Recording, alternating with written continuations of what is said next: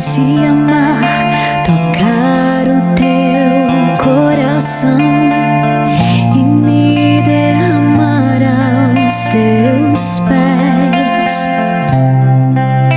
Mais perto quero estar, Senhor, e te adorar com tudo que sou e te